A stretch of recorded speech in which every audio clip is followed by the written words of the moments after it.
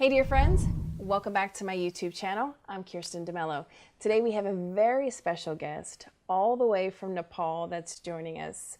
Our dear and new friend, or actually kind of an old friend, sort of reconnecting, our friend Fabio from Nepal. Fabio, thank you so much for joining us today. We really appreciate you taking out your time. I know that it is super early there in Nepal, but thank you so much for joining us here today. You're welcome. It's a pleasure to be here. Fabio, for our viewers who are not familiar with who you are, because I obviously know who you are, can you just give us a little bit about your background and who is Fabio? Yeah. So I was born in Brazil, and I was born in Manaus in the north of Brazil. I lived there until I was 18 years old and moved to Philadelphia in the USA for my bachelor's in psychology, um, and and finished that, and then worked in Cambridge in one of the hospitals, Harvard Medical School, and now I am in like a kind of a long journey through Asia, and the moment in Nepal, as you say. Yeah, that's kind of what I really wanted for you to share with our viewers is your journey, your experience, what led you to Nepal, sort of like the pre-Nepal years or your Hmm. pre-journey, what kind of brought you to where you are now, and talking a little bit about where you currently are in terms of, your spiritual awareness, awakening itself through meditation and things of that. Can you share a little bit about that? Yeah. During my psychology training, I got in touch with this thing called mindfulness meditation, and that had a big impact, a big impact in my life. That's awesome. And as life unfolded, I was practicing mindfulness meditation thanks to a professor who asked me to, if I were to do research with her on this, I needed to be in the meditation practice myself. And after graduation, there was a big mindfulness center growing. That at the time was small, but now is quite amazing what is being done there, called the Center for Mindfulness and Compassion. That's in Cambridge, Massachusetts.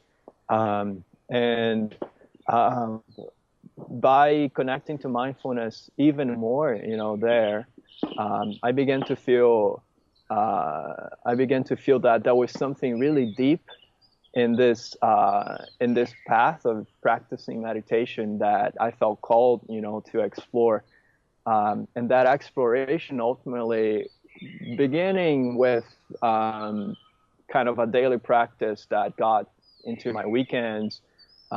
It just ended up feeling like I needed to do this full time, uh, and to kind of really be in the presence of you know centuries old teaching institutions, sometimes millennia old institutions, and I knew that India and Thailand had that.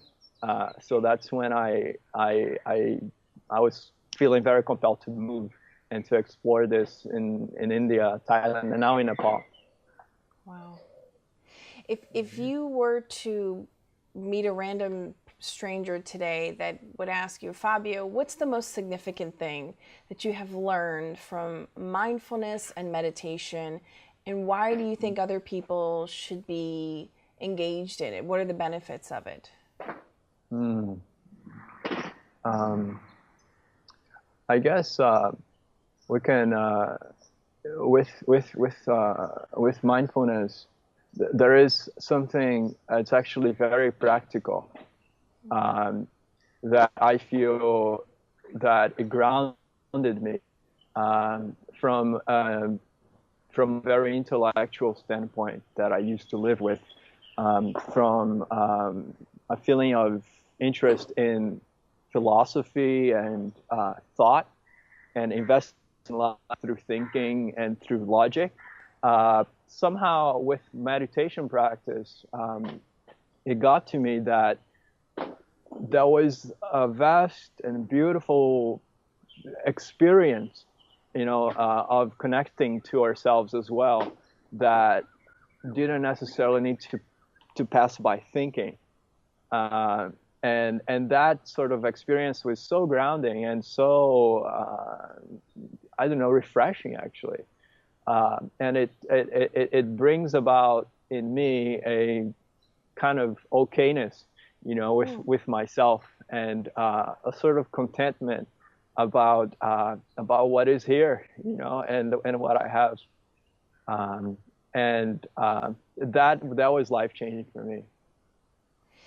Is there something that you do on a daily basis to be more mindful? So for those who aren't familiar with mindfulness and meditation, could you just briefly sort of give a definition of what that is, or what that looks like? If people are feeling like, well, would like to know more about that, how can I do more of that? So what does that look like, and how are you defining mindfulness? Mm-hmm. Yeah. I do have like a daily practice, yes. And to define it is to put words into something that is an experience. And it can be done. It can be done, and the words are merely like indicators or guide towards something that must be really experienced by oneself. But to help out, words were how I initially was introduced to this, and they were very helpful. One of the words is present, presence. Presence. And is non-judgment about our presence and about the moment, about what is here, about what is happening, at each moment, and that presence and that non-judgment go together. And it's also called acceptance, and sort of an openness and curiosity about what is, about what we're living, about how our mind is doing, about how our feelings are, feeling, and it's presence, non-judgment, acceptance. They can be words that can help, describe an experience. Wow. I feel like that's so powerful. Presence, non-judgment, and what was the third one? Acceptance. That's even hearing those words, I feel like they're so powerful. Maybe just because I consider myself to be an empath, someone that's very sensitive. To quote Dr. Judith Orloff in this book that I really love called Empath Survival Guide, just being really sensitive. But hearing those words, I feel like they're reverberating all the way from Nepal to here. I feel they're such powerful words.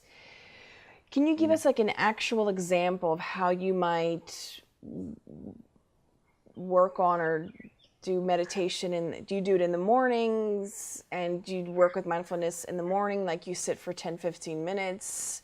Or is it something that's longer? For you, how do you experience it?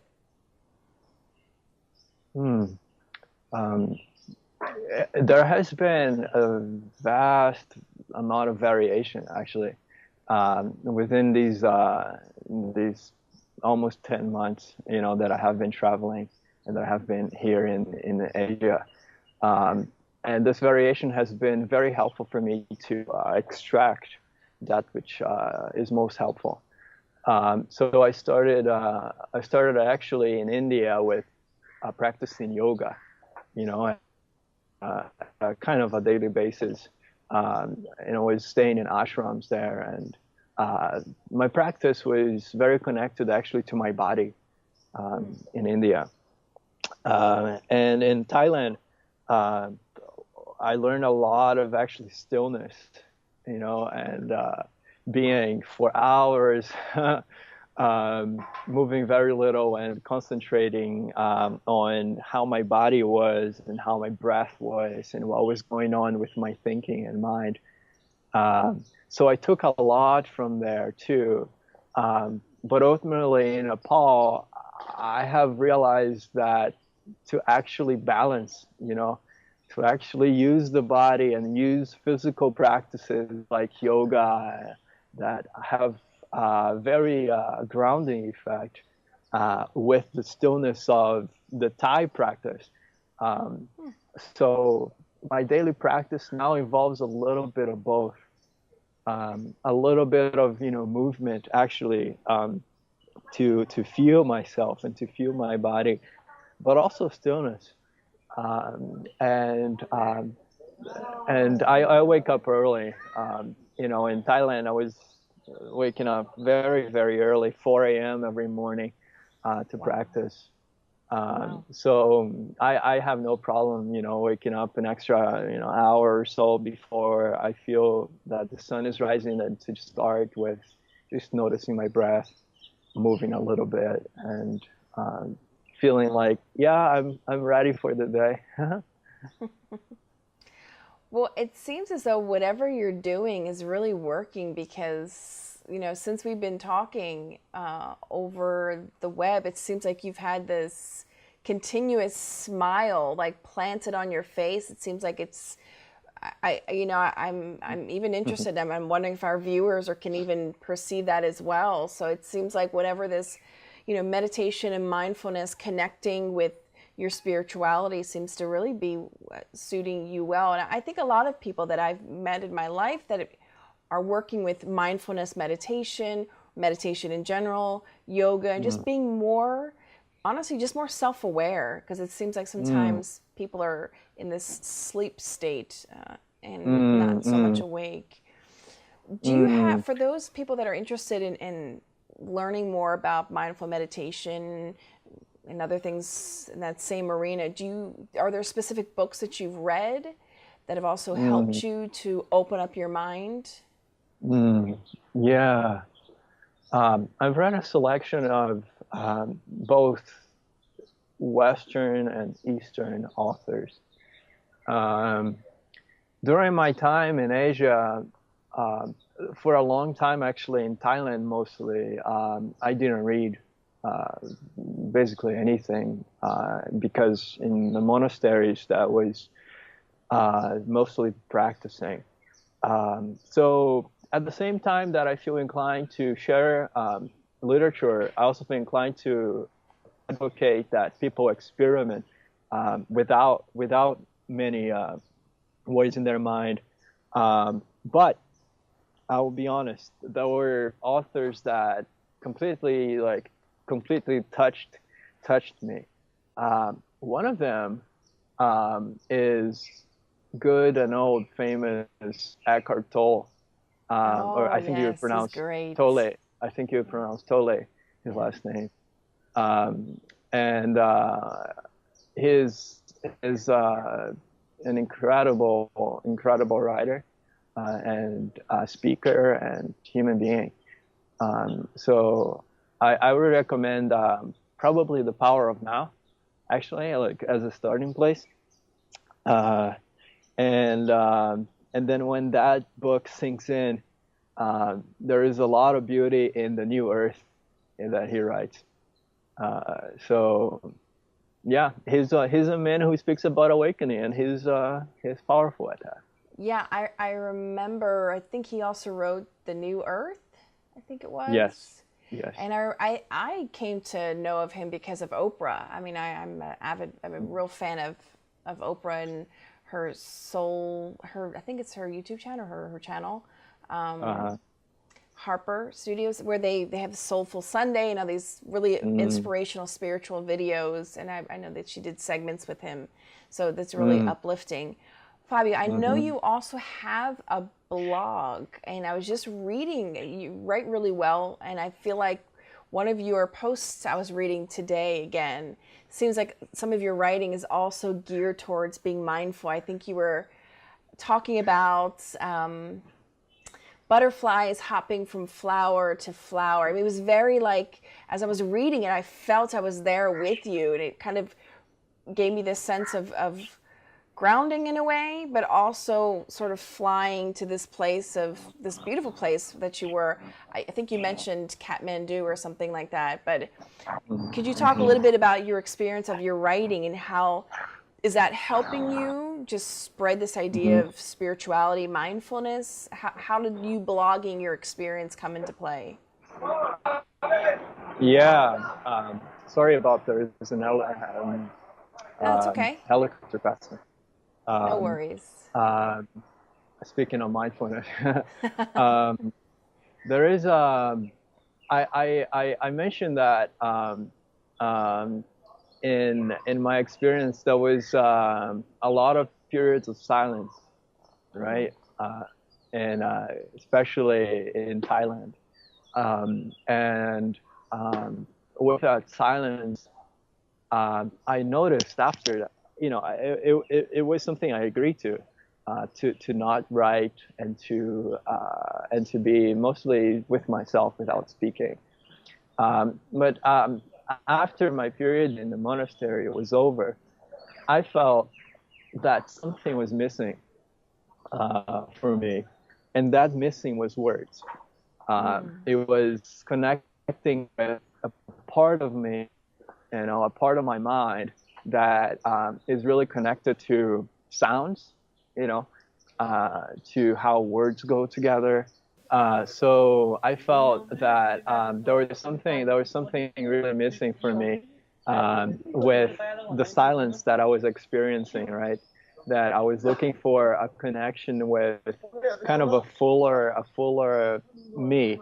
And words for me were especially important before my meditation practice, with my connection to writing that I had started.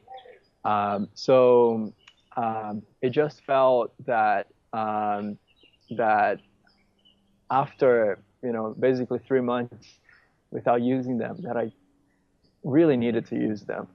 And as you said, words are a way to they can be used with an intention to be very much in the head. That happens, but then also to be very much on the ground. And for me, it's a way to put experiences and feelings into a grounded form. And beautifully, that grounded form can be shared with others. So it ends up being a really nice tool for me. Do you intend to take this new wealth of knowledge on mindfulness meditation and all that you've learned from your Eastern trek there through Eastern civilization, if you will? So what is your intention? Is it to go back to Brazil? You plan on coming back here to the States eventually to help enlighten us in the Western sphere? Hopefully. Actually, a little bit of both, of Brazil and the U.S. I feel a strong pull towards furthering my education, actually, and going back to the United States for university again for God willing, some PhD program. That's awesome. And in Brazil, there is now a mysterious similar calling, back, like the calling forward, to India and Thailand. Like there is the same pull towards Brazil now, towards bringing me to the country from my birth and, my own origin, which I got very far from. This is, it's been 6 years. I've only spent 10 days there out of a year. And also culturally, I feel that it's a culture that I myself know very little because I left when I was 18. But I do want to connect more. That's awesome.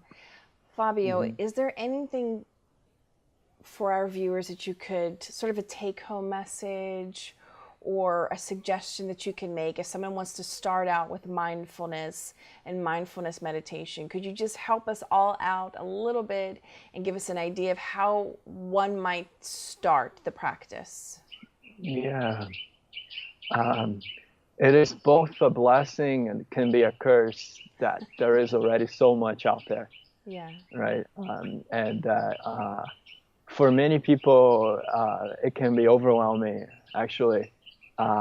But it helps actually to have like a certain firmness and to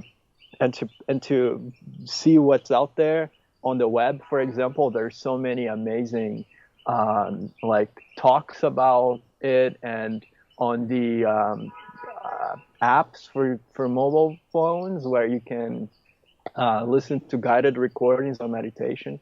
My suggestion is that the practice in the United States of Dr. John Kabat-Zinn, which I can write down to you, Sure. from the University of Massachusetts, is a really general and grounding practice. And mindfulness now has been tailored to so many different necessities and needs that people have. People who are simply looking for ways to live a more healthy and less stressed life. That one, I think, is an amazing beginning. For people who are actually at low points, there is a number of mindfulness groups for alleviating mental health, difficulties, and mindfulness-based for cognitive therapy. There's mindfulness-based kind of relapse prevention for people with difficulties with any substance, really. So there's so much. So I recommend to start, John Kabat-Zinn. That's how I started about 3 years ago.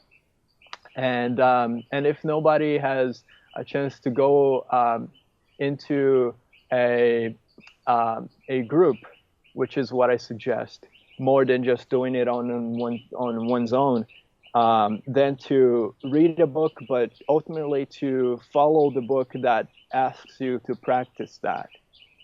Because sometimes we go rushed and we have a tendency to think that if we just absorb things with our mind, then they already are complete.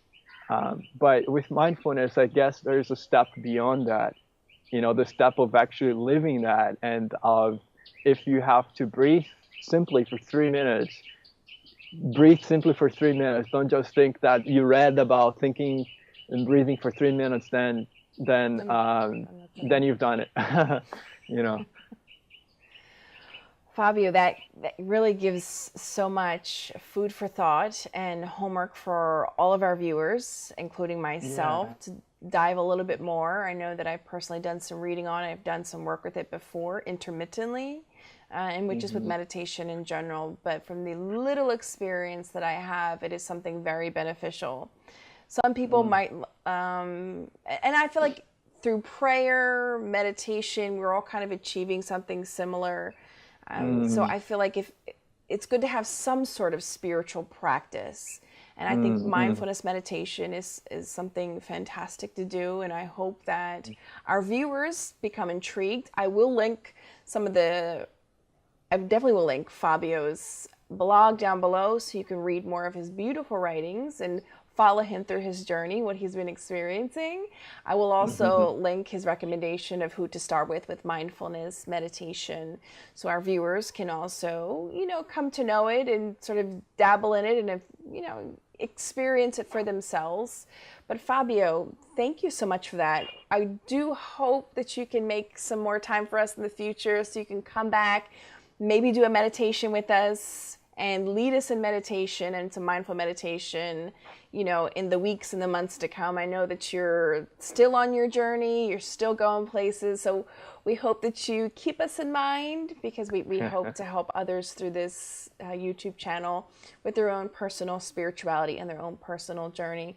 Fabio, thank you so much for spending time with us here. And I know that Nepal is, it's way in the wee hours of the morning, but we thank you so much for making time for us. Thank you for the opportunity. Yeah, no, awesome. It's a pleasure. Awesome. We will see you again soon, Fabio. And to my viewers, thank you so much for watching. Look down in the description box for all the resources that we talked about here today. And until next time, bye guys.